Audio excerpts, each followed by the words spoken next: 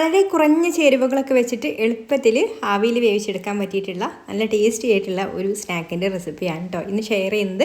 അപ്പോൾ നമുക്കത് റെഡിയാക്കി എടുക്കാൻ വേണ്ടിയിട്ട് പൂളയാണ് കേട്ടോ എടുത്തിട്ടുള്ളത്. അതായത് നമ്മുടെ കപ്പാന്നും പൂളാന്നും കൊള്ളിന്നൊക്കെ പറയും കേട്ടോ. അപ്പോൾ ഇതുപോലെ ഒരു ചെറിയ കഷ്ണം കപ്പ ആണ് ഈ എടുത്തിട്ടുള്ളത്. നമുക്ക് എത്രയാണോ ഉണ്ടാക്കേണ്ടത് അതിനനുസരിച്ചിട്ട് എടുക്കാം കേട്ടോ. അപ്പോൾ ഞാനൊരു കഷ്ണം വെച്ചിട്ടാണ് റെഡിയാക്കി എടുക്കുന്നത്. ഇനി ഇതിൻ്റെ തൊലിയൊക്കെ ഒന്ന് കളഞ്ഞ് നന്നായിട്ടൊന്ന് കഴുകിയെടുത്തതിന് ശേഷം ഇതുപോലെ ചെറിയ ഗ്രേറ്ററിൽ ഒന്ന് ഗ്രേറ്റ് ചെയ്തെടുക്കാം. ഇതുപോലെ ഗ്രേറ്റ് ചെയ്തെടുത്തതിന് ശേഷം ഇനി നമുക്ക് ഇതിലുള്ള ഈ ഒരു വെള്ളമൊക്കെ ഉണ്ടല്ലോ അതൊന്ന് കളയണം. അപ്പോൾ നന്നായിട്ട് തന്നെ പിഴിഞ്ഞ് കളഞ്ഞെടുക്കാം. നിങ്ങൾക്കത് അരിപ്പയിലിട്ടിട്ട് ഇതുപോലെ നന്നായിട്ട് പ്രസ് ചെയ്തിട്ട് പിഴിഞ്ഞെടുക്കാം, അല്ലെങ്കിൽ കൈ കൊണ്ട് തന്നെ ഇതുപോലെ നന്നായിട്ട് പിഴിഞ്ഞെടുക്കാം കേട്ടോ. പിഴിഞ്ഞ് നല്ല ഡ്രൈ ആയിട്ട് വരണം. ഇനി നമുക്കിതൊരു ബൗളിലേക്ക് ഇട്ട് കൊടുക്കാം. അപ്പോൾ മുഴുവനായിട്ട് ഞാനിത് പിഴിഞ്ഞെടുത്ത് ഇതുപോലെ ബൗളിലേക്ക് ഇട്ട് കൊടുത്തിട്ടുണ്ട്. ഇനി നമുക്കിതിലേക്ക് തേങ്ങ ചിരവിയത് ചേർത്ത് കൊടുക്കാം. ഞാനിതിലേക്കൊരു അരക്കപ്പ് തേങ്ങ ചിരവിയതാണ് കേട്ടോ ചേർത്ത് കൊടുക്കുന്നത്. അപ്പോൾ നിങ്ങൾ എത്രയാണോ കപ്പൊക്കെ എടുക്കുന്നത് അതിൻ്റെ ഒരു അളവിനനുസരിച്ചിട്ടുള്ളത് എടുക്കാം.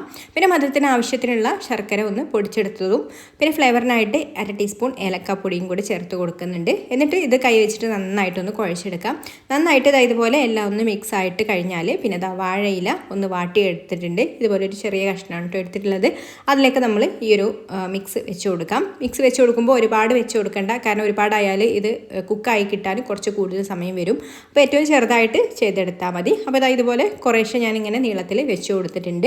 ഇനി നമുക്ക് വാഴയില ഇതുപോലെ ഒന്നാക്കി കൊടുത്തതിന് ശേഷം ഒന്ന് മടക്കിയെടുക്കാം. ഇതുപോലെ നീളത്തിലൊന്ന് മടക്കിയെടുത്തതിന് ശേഷം നമുക്ക് സ്റ്റീമറിലേക്ക് വെച്ച് കൊടുക്കാം. അപ്പോൾ എല്ലാതും ഇതുപോലെ മുഴുവനായിട്ട് റെഡിയാക്കി എടുത്തിട്ട് സ്റ്റീമറിൽ വെച്ച് കൊടുത്തിട്ട് വേവിച്ചെടുക്കാം. ഒരു 10-15 മിനിറ്റ് ഒന്ന് വേവിച്ചെടുക്കാം കേട്ടോ. ഒരുപാട് വലുപ്പത്തിൽ ആകിയാൽ പെട്ടെന്ന് വെന്ത് കിട്ടില്ല. അപ്പോൾ ഇതുപോലെ ചെറുതായിട്ട് തന്നെ ചെയ്തെടുത്താൽ മതി. എന്നിട്ട് ഇതുപോലെ നന്നായിട്ടൊന്ന് വേവിച്ചെടുത്ത് കഴിഞ്ഞാൽ നമ്മുടെ അടിപൊളിയായിട്ടുള്ള കപ്പ അട റെഡി ആയിട്ടുണ്ട്. ഒരു വെറൈറ്റി ആയിട്ടുള്ള ഒരു സ്നാക്ക് തന്നെയാണ് കേട്ടോ ഇത്. അപ്പോൾ ആവിയിൽ വേവിച്ചെടുക്കുന്നത് ആയതുകൊണ്ട് നമുക്ക് എണ്ണയിലൊന്നും പൊരിക്കാത്ത കടികളൊക്കെ ഇഷ്ടമുള്ളവർക്കൊക്കെ ഇതൊന്ന് ട്രൈ ചെയ്ത് നോക്കാവുന്നതാണ്. ഇഷ്ടമായിട്ടുണ്ടെങ്കിൽ ലൈക്ക് ചെയ്യാനും ഷെയർ ചെയ്യാനും ചാനലൊന്ന് സബ്സ്ക്രൈബ് ചെയ്യാനും ഫേസ്ബുക്കിലാണ് കാണുന്നതെന്നുണ്ടെങ്കിൽ പേജ് ഒന്ന് ഫോളോ ചെയ്ത് സപ്പോർട്ട് ചെയ്യാനും കൂടി മറക്കല്ലേ. അപ്പോൾ ഇനി മറ്റൊരു നല്ല റെസിപ്പിയുമായിട്ട് അടുത്ത വീഡിയോയിൽ കാണാം. താങ്ക്